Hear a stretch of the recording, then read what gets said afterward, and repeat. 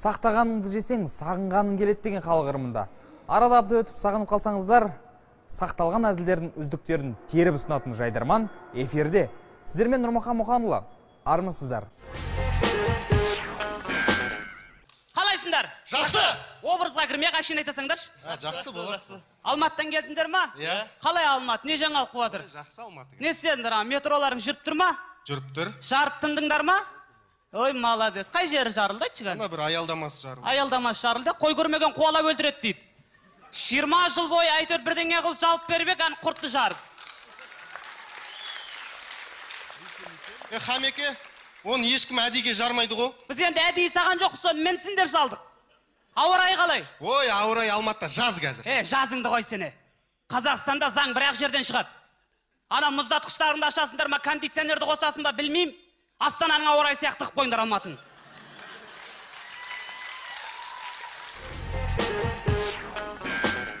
Үздік әзілдердің бүгінгі қонағы жоғары лиганың 2 дүркін финалистері Маңғыстаулық Барыстар жайдарман тобы. Қош келдіңдер жігіттер. Қош көрдік. Көңіл күйлерің қалай? Көңіл керемет, өте жақсы. Сыйып отырсыңдар ма? Диван жалпы жайлы болып отыр ма? Көңіл тисе бәрі сияды. Шүкір. Жалпы қазақы топ деген имидж бар. Ол қайдан шықты? Неге Барыстарды қазақы топ деп атайды? Себебі біз Маңғыстауданбыз, ал бірлестер Маңғыстау салт дәстүр, әдет ғұрыпты, қазақылықты ұстанған өлке деп айтсақ болады. Сондықтан да қазақы стильде ойнап жүрміз. Бұл өзімізге әзіл шығаруға да өте ыңғайлы. Бір жағынан да қиындау болады кейде әзілдер таусылған кезде. Бірақ біз қазақылықтан танбаймыз, өйткені біз туған жеріміздің, туған еліміздің патриоттарымыз, нағыз қазақтарымыз. Олса сәл кідіре тұрып, сендердің хан туралы әзілдеріңе куә болсақ. 1712 жыл хан ордасы. Тақсыр, датың болса айт. Кеше жау шапқанда неге қашып кеттіңіз? Әй уәзір, не деп тұрсың? Тілің тартып сөйле. Кеше жау шапқанда неге қашып кеттіңіз?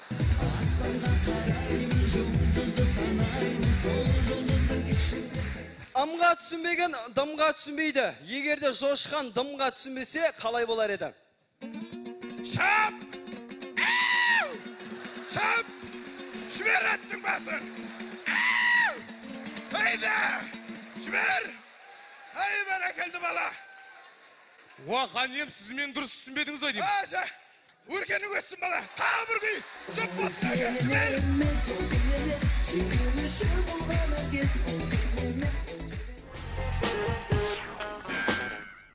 Жалпы сендерде хан туралы неше әзіл бар? 37 әзіл бар.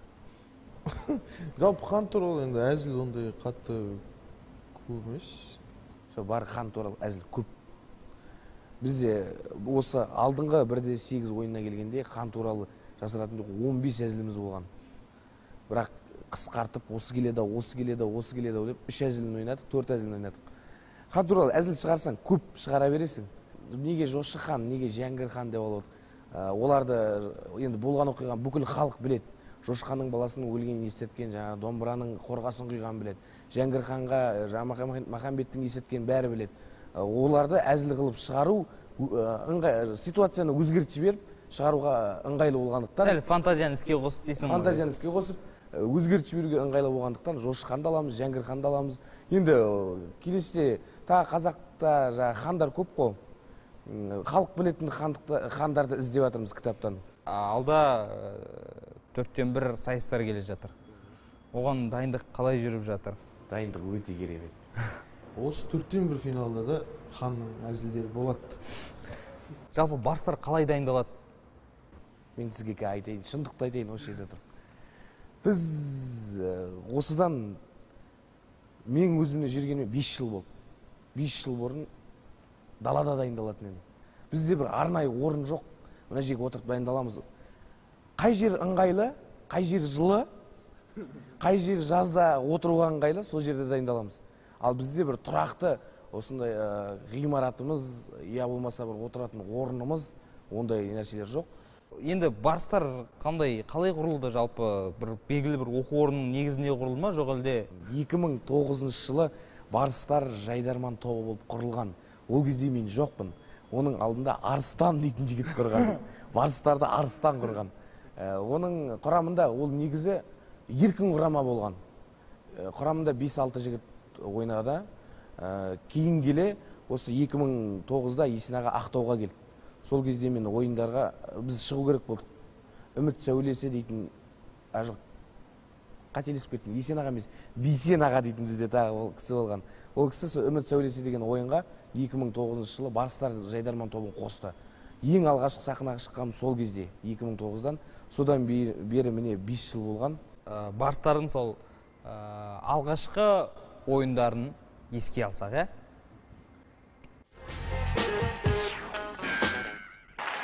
Егер эстрада жұлдызы Бейбіт Қорған әнші емес, кондуктор болса қалай болар еді? Кел 105-ке мінейік, Абылай ханмен жүрейік, Байтұрсыновтан айналып, Наурызбайдан түсейікші нарынай, Наурызбайдан нарынай.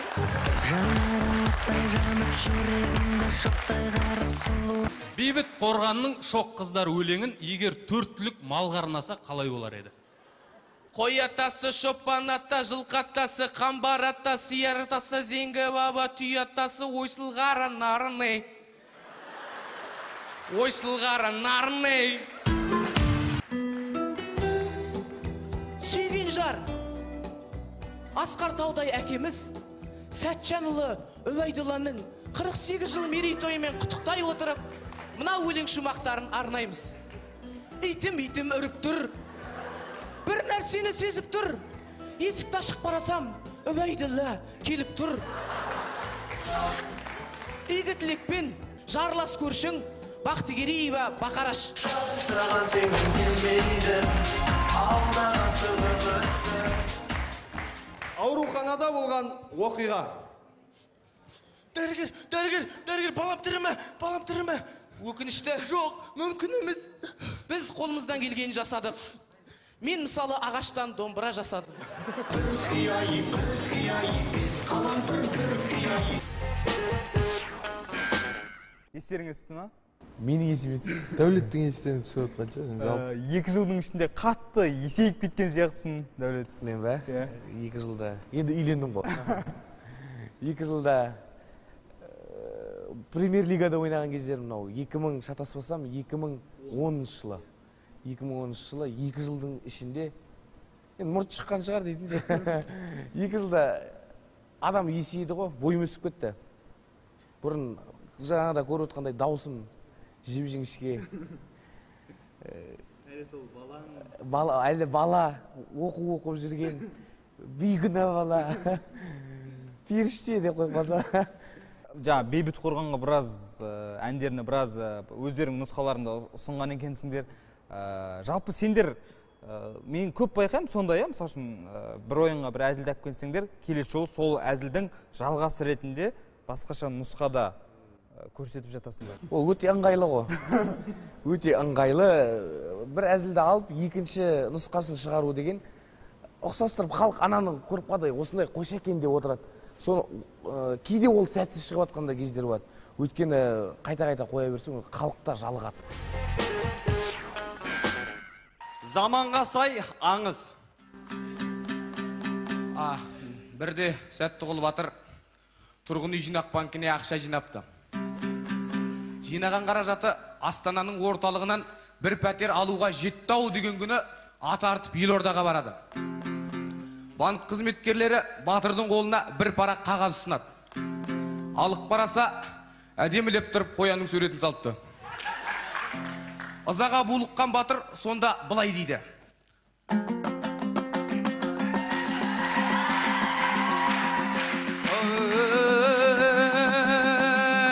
Бұл қазақ кредит алып дағдыланды. Тойымызға шақырамыз, дамбаланды. Өзбек түрік қалпағың бәрі келіп, Елордамның іргесі тез қаланды. Бермесең бермей-ақ қой баспанаңды, бәрібір тастамаймын Астанамды.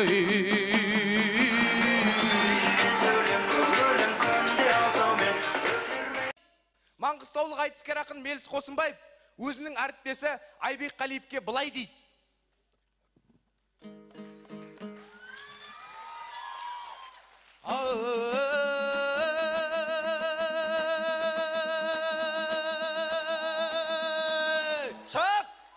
Айтыста отыру Ушең шай сораптап. Ай, жайдарманда отырсың тас сайырттап. Өйді. Ай, не ішсең де өзің біл, айбегінім дайын отыр барыстарға бесің тұстап.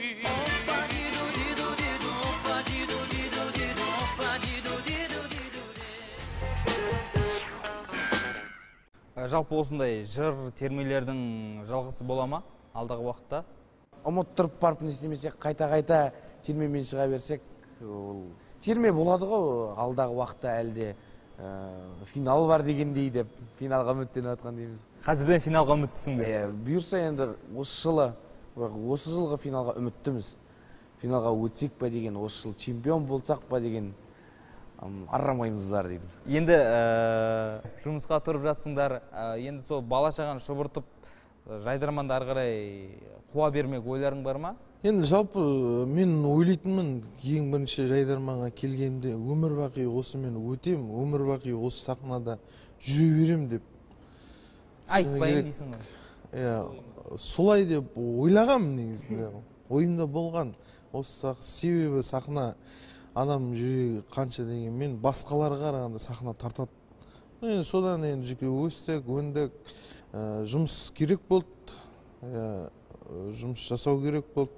Қайда жұмыс істеп отырсың? Қазір мен өзім Маңғыстау облысы Түпқараған ауданында жастар саясатында жұмыс жасап жатырмын, сияқты жастармен, сол әлі жастармен біргеміз. Ал Дәулет, сен өткен жылы ғана отбасын құрдың? Отбасымды құрдым.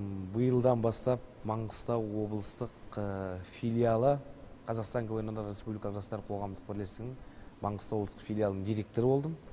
Жайдарманнан кетпеуім себебі сол, директор болуым. Негізі жайдарманнан кетіп бір тұрақты жұмыс іздейін ба деген, бірақ қанша дегенмен де 5 жыл жүргеннен кейін кету қиын. Кеткеннің өзіндері бәрібір сол айналасында жүреміз. Жайдарман ойнай бергеніміз дұрыс сияқты. Жалықтырып жібермей ме? Сол бір ғана жайдарманның айналасында айналшықтап жүре беру? Кейде жалығамыз, жасыратын жоқ. Мен жалыққаннан кеттім ғой. Кейде жалығып кеткенде енді. Кейде әзіл келмей жатыр да басыңа. Бірімізге әзілдеміз, болды, қоям мен, болды, кеттім мен. Ертең билет алам да кетем Ақтауға деп. Кейде жалығасың, кейде уақытың болмайды еш нәрсеге. Бірақ жалықсақ та жүрік қой енді. Олай болса, сол финалдағы сендердің керемет әзілдеріңді тағы да еске түсірсек, 2012-дегі.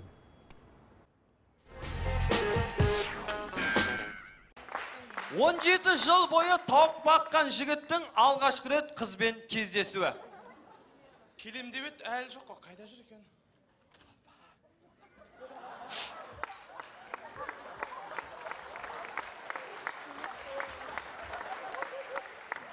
Қайрат, Нижний правил 91 деген сіз бе? Мүмкін бір жерде отырып әңгімелесерміз? Жарайды, онда кафеге барайық.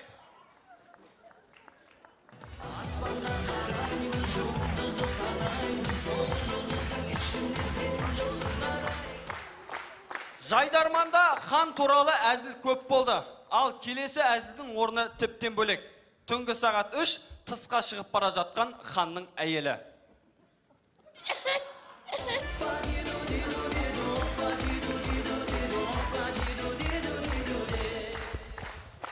18 матч бойы өзінің қақпасына гол жібермеген қақпашы.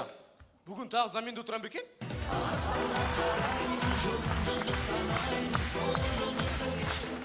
Егерде Жәңгір хан дымға түсінбесе, қалай болар еді? Ей, Жәңгір! Хан емессің, қасқырсың! Иә! Қасалы басты басқырсың! Иә! Достарың сені табалар! Düşmanın seni basқырсың!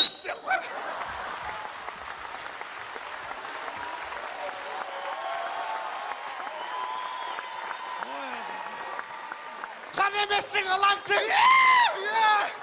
Тарашы бар жылансың! Хан емессің, аяrsың! Айыр-құйрық шаяnsың! Ой, бәрекелді! Бітті мәне? Бітті?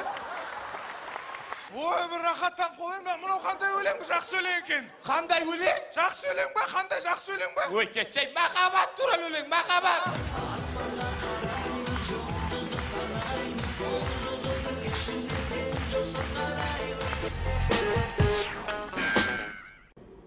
Нағыз чемпиондар. Сендердің ойларыңша, енді көп айтылып кетті ғой бұл әңгіме, қаншалықты әділетті болды, немесе жаңа батыстың командасы жеңгеніне сендер де қуанып қоя салдыңдар ма? Жо, ренжу болады, Ерлан біледі қалай ренжігенін. Ерлан біледі. Мен өз қарақбазым ренжіген жоқпын. Чемпион болған чемпион болды. Болар іс болды, бояу сіңгеннен кейін оны сыртынан айтып, мыналар бекер чемпион болды. Өкінгеннен не пайда, бармақты істегеннен не пайда? Ол өзімізден болды кінә. Барлық қатысқан 5 командадан болды кінә. Фаворит санаған жоқпыз. Шыны керек, Рамазанды экспресс тіпті арнайы сіздер сұхбат алған кезде де кім чемпион болады дегенде ешкім экспрессті қоспаған. Біз де қосқан жоқпыз. Ең соңғы орынды Рамазан алады деп жүр. Келді барлығымыздың айналып өттірі чемпион болды да кетіп қалды. Ол командалар барлығы, бірақ сол ойында ешқандай бір-бірімізге ала көзбен қарап өткен Рамазан осы Жайдарман бастағаннан бергі досым, оған қайта мен оның өкінгенім жоқ, қайта қуандым, Рамазан үшін қуандым. Рома енді премьер лиганың вице-чемпионы болды ғой.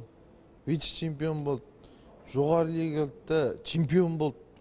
Ол мен ойлаймын, жалғыз жоғары лигада жаңағы 5 жюри чемпион қылып жіберді, я болмаса жаңағы командалардың дайындығы шамалы болды деп, Алматыдан вице-чемпион болып келіп тұрғаннан кейін Астанада чемпион болу. Ол мықтылық, өзінікін дәлелдеді, дәлелдеп беріп кетті мә деп. Футболдан жолы болмайтын еліміз ғой. Осы жақында ғана шағын футболдан қайратымыз чемпиондар лигасын алды. Мүмкін сендер де қайта-қайта финалист бола бермей, шағын Жайдарманнан бақтарыңды сынап көрерсіңдер. Аймақтық лигадан ба? Мүмкін аймақтық лигадан. Жоқ, біз айтайын мен сізге, аймақтық лиганың чемпионы болдық. Барлық ойнаған лигаларымыздың финалына дейін барғанымыздың оның өзі жетістік біз үшін. Өздерің спортқа қалайсыңдар? Командадағы екеуің спорт жағынан. Жаттығу жасаймын, жаттығу жалпы. Жаттығу залына барамын, мен Түпқараған ауданында үлкен бір спорттық комплекс бар. 2 күн бар, 3 күн тамақ ішеді. Жастарға ашық қойған, сол ағаларымен барып, сияққа анамна жұмысын жасап. Мен енді жаттығуға баратындай акиметтер жасамаймын ғой. Ағалармен бармаймын ешкіммен. Мен жаттығы сол, таңертең кешке дейін шабу, анда-мында ойын ұйымдастыратын болсақ, былай-былайда, былай жүріс. Жаттығы сол, былай не істейтіндей, бізде ондай комплекс жоқ дейтінше. Арнайы әзіл жазылған кездері болды ма? Болды, Майя Манезаның рөлін ойнадым. Ауыр атлетикада Майя Манезаның рөлін ойнадым ғой. Сол айта кетейін, 2011 жылғы ең алғашқы жоғары лигаға келген кезім. Келгеннен бері әйелдің рөлін ойнадым. Енді Майя Манеза өзі осы, ол да жақында ғана тұрмысқа шықты, ұзатылды. Сен де үйлен дейді. Сен қашан үйленесің, Ерлан? Енді шыны керек, уақыт келді десе. Уақыт келгенмен де енді әлі енді басым бос, қыздарға да жарнама деймін. Номеріңді айт. Осы үздік әзілдерді бір келіп айтып кетерім, үйлендім. Көп рахмет сендерге. Осындай әңгімелеріңе, алдағы ойындарда тек қана сәттілік тілеймін. Өздерің айтқандай сенімді түрде финалға шығыңдар. Бүгін бізде қонақта болған 2 дүркін финалист Ақтаудың барыстары. Ал біз әрі қарай жалғастырамыз. Ауылда басты қалай жуамыз? Былай жуамыз. Су дайындадың ба? Бол Шакел. Құй. Бұрырайым да осы. Суың жанып тұрған мұздай су құй. Бол. Не істейотсың мадым мен? Құй бұл. Шампу. Құм жоқ қой мұнаң іш. Құш бол. Мына жерме құй. Құй мына жерме. Дұрыстақ құй. Міне ағыма құй. Қолма құй. Құй. Құй. Кетті ма сабындары? Қайда? Орамал қайда? Орамалдап кел. Қайда?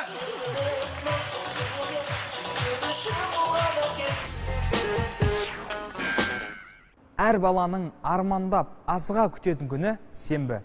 Оқу аптасы аяқталып, алдағы демалыс қызықтарын күтеді. Зу етіп өте шыққан 20 минуттан соң біз сіздермен қоштасамыз. Көпшілікке қуаныш сыйлайтын келесі сенбіде кездескенше